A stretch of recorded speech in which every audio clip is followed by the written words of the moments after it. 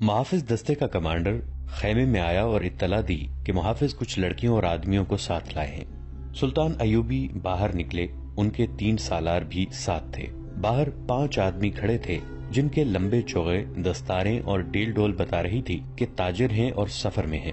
ان کے ساتھ 7 لڑکیاں تھیں، 7 جوان تھیں اور ایک سے بڑھ کر خوبصورت۔ ان محافظوں میں سے ایک نے، جو سلطان پر تیر چلانے والے کی تلاش میں گئے تھے، بتایا کہ انہوں نے تمام علاقہ چھان مارا، انہیں کوئی آدمی نظر نہیں آیا۔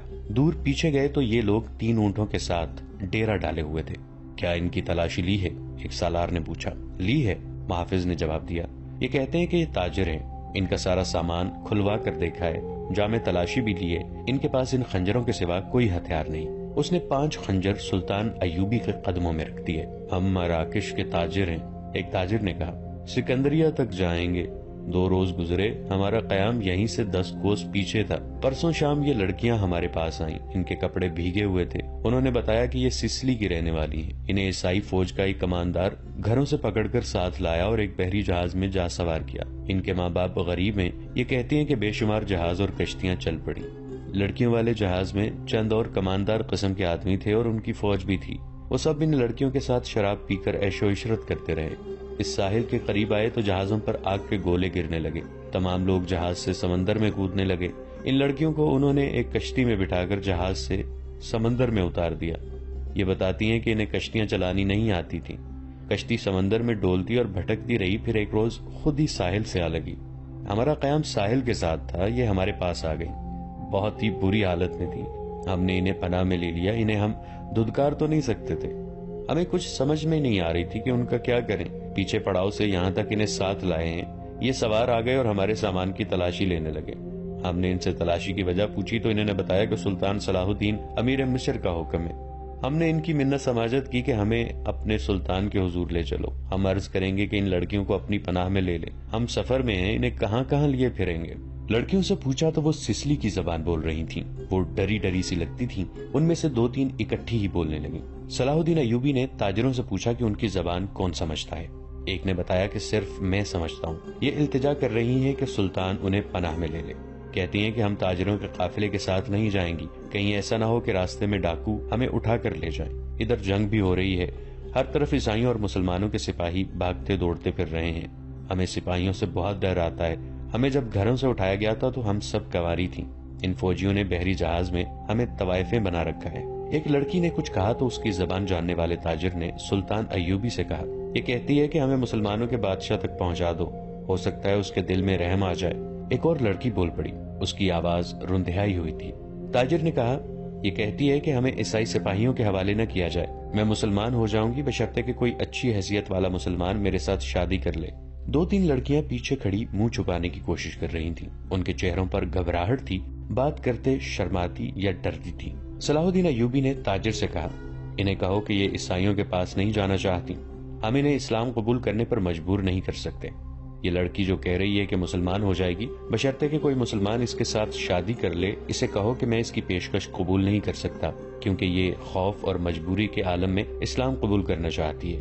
انہیں بتاؤ کہ انہیں مجھ پر اعتماد ہے تو میں انہیں اسلام کی بیٹیوں کی طرح پناہ میں لیتا ہوں۔ اپنے دارالحکومت میں جا کر یہ انتظام کر دوں گا کہ انہیں عیسائی راہبوں یا کسی پادری کے پاس بھجوا دوں گا، پادری یروشلم میں ہوں گے۔ دوسری صورت یہ ہے کہ سب عیسائی قیدیوں کو آزاد کر دیا جائے گا تو میں کوشش کروں گا کہ ان کی شادیاں قابل اعتماد اور اچھی حیثیت کے قیدیوں کے ساتھ کر دوں۔ انہیں یہ بھی بتا دو کہ کسی مسلمان کو ان سے ملنے کی اجازت نہیں ہوگی اور نہ انہیں اجازت ہوگی کہ کسی مسلمان سے ملے، ان کی ضروریات اور عزت کا خیال رکھا جائے گا۔ تاجر نے لڑکیوں کو ان کی زبان میں سلطان ایوبی کی ساری باتیں بتائیں تو ان کے چہروں پر رونق آ گئی، وہ ان شرائط پر رضامند ہو گئیں۔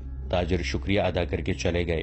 صلاح الدین ایوبی نے لڑکیوں کے لیے الگ خیمے لگانے اور خیمے کے باہر ہر وقت ایک سنتری موجود رہنے کا حکم دیا۔ وہ خیمے کی جگہ بتانے ہی لگے تھے کہ 6 صلیبی قیدی سلطان ایوبی کے سامنے لائے گئے۔ وہ بہت ہی بری حالت میں تھے، ان کے کپڑے بھیگے ہوئے تھے، کپڑوں پر خون بھی تھا اور ریت بھی، ان کے چہرے لاشوں کی مانند تھے۔ ان کے متعلق بتایا گیا کہ 1.5-2 میل دور ساحل پر بے سدھ پڑے تھے، وہ ٹوٹی ہوئی کشتیوں پر تیر رہے تھے۔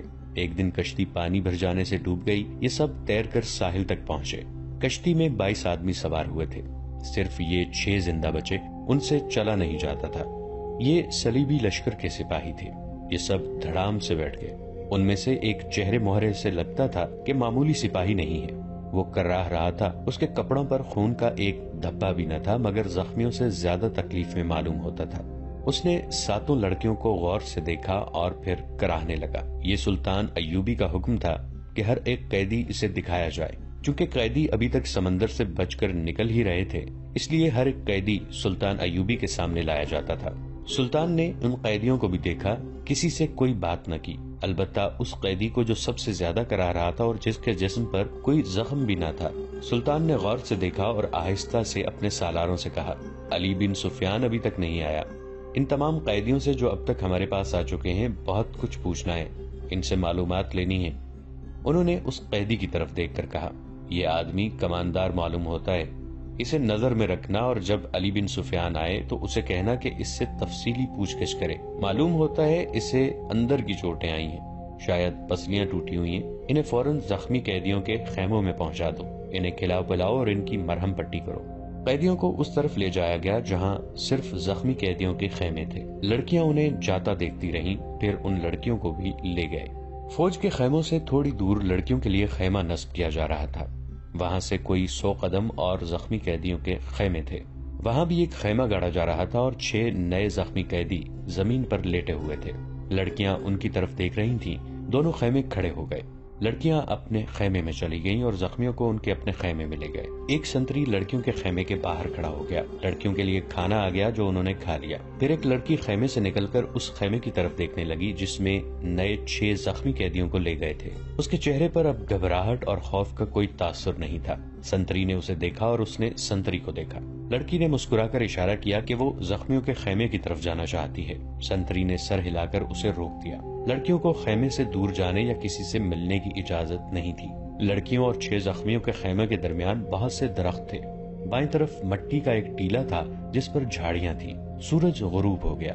پھر رات تاریک ہونے لگی. کیمپ کے غلغپاڑے پر نیند غالب آنے لگی اور پھر زخمیوں کے کراہنے کی آوازیں رات کے سکوت میں کچھ زیادہ ہی صاف سنائی دینے لگی. دور پرے بحرہ روم کا شور دبی دبی مسلسل گونج کی طرح سنائی دے رہا تھا.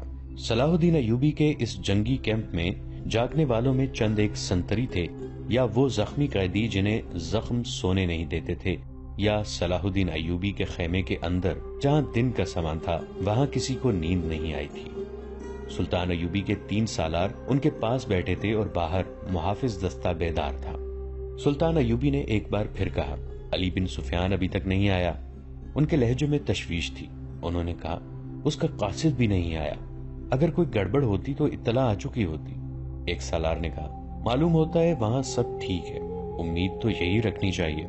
صلاح الدین ایوبی نے کہا، لیکن 50,000 کے لشکر نے بغاوت کر دی تو سنبھالنا مشکل ہو جائے گا. وہاں ہماری نفری 1,500 سوار اور 2,700 پیادہ ہے. ان کے مقابلے میں سوڈانی بہتر اور تجربہ کار عسکری ہیں اور تعداد میں بہت زیادہ. ناجی اور اس کے سازشی ٹولے کے خاتمے کے بعد بغاوت ممکن نظر نہیں آتی. ایک اور سالار نے کہا، قیادت کے بغیر سپاہی بغاوت نہیں کریں گے، پیش بندی ضروری ہے. صلاح الدین ایوبی نے کہا، لیکن علی آ جائے تو یہ پتا چلے کہ پیش بندی کس قسم کی جائے. صلیبیوں کو روکنے کے لیے تو سلطان ایوبی خود آئے تھے، لیکن دارالحکومت میں سوڈانی فوج کی بغاوت کا خطرہ تھا. علی بن سفیان کو سلطان ایوبی نے وہیں چھوڑ دیا تھا تاکہ وہ سوڈانی لشکر پر نظر رکھے اور بغاوت کو اپنے خصوصی فن سے دبانے کی کوشش کرے. اسے ابھی تک صلاح الدین ایوبی کے پاس آ کر وہاں کے احوال اور کوائف بتانے تھے، مگر وہ نہیں آیا تھا، جس سے سلطان ایوبی بے چین ہو رہے تھے.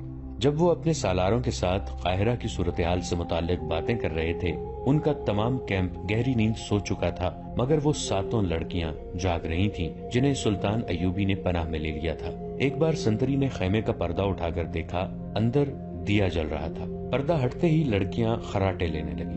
سنتری نے دیکھا کہ وہ پوری ساتھ ہیں اور سو رہی ہیں تو اس نے پردہ گرا دیا اور خیمے کے ساتھ لگ کر بیٹھ گیا.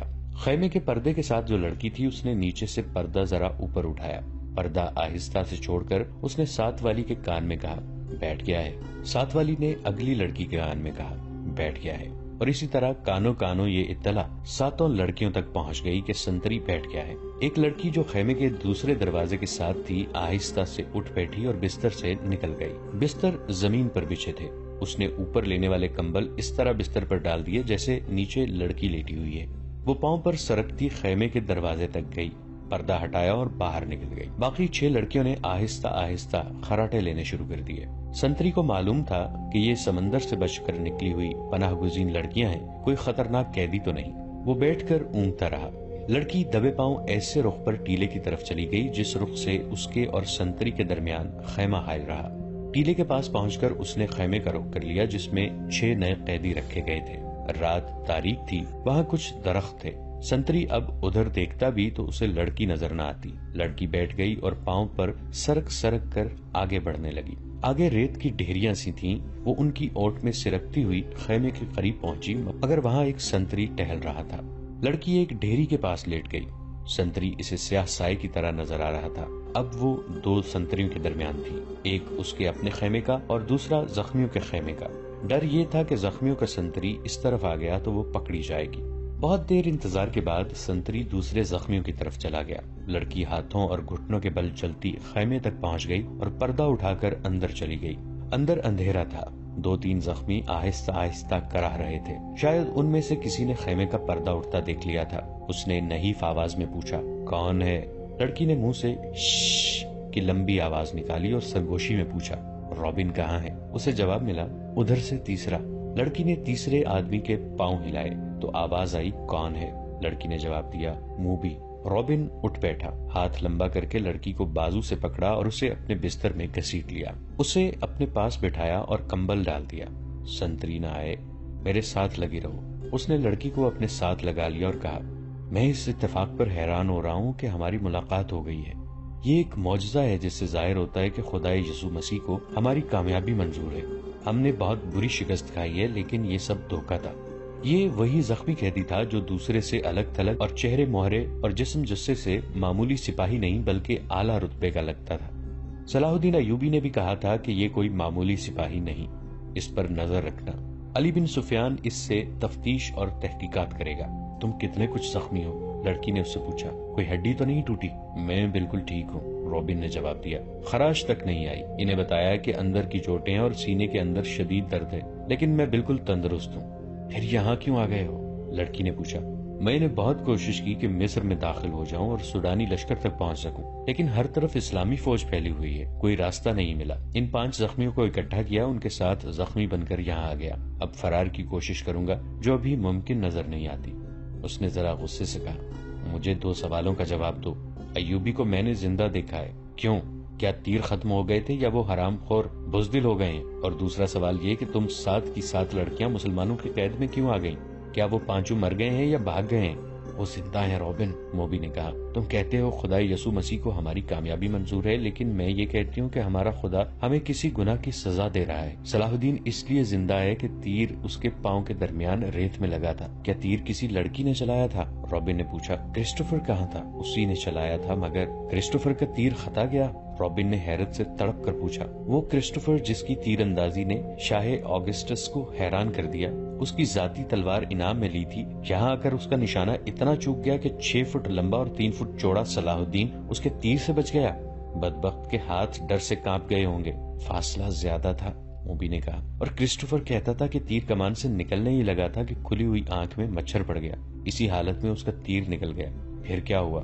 جو ہونا چاہیے تھا، موبی نے کہا۔ صلاح الدین ساحل پر گیا تو اس کے ساتھ 3 کمانڈر تھے اور 4 محافظوں کا دستہ تھا۔ وہ ہر طرف پھیل گئے۔ یہ تو ہماری خوش قسمتی تھی کہ علاقہ چٹانی تھا۔ کرسٹوفر بچ کے نکل آیا اور پھر ہمیں اتنا وقت مل گیا کہ ترکش اور کمان ریت میں دبا کر اوپر اونٹ بٹھا دیا۔ سپاہی آ گئے تو کرسٹوفر نے انہیں بتایا کہ وہ 5 مراکش کے تاجر ہیں اور یہ لڑکیاں سمندر سے نکل کر ہماری پناہ میں آئی ہیں۔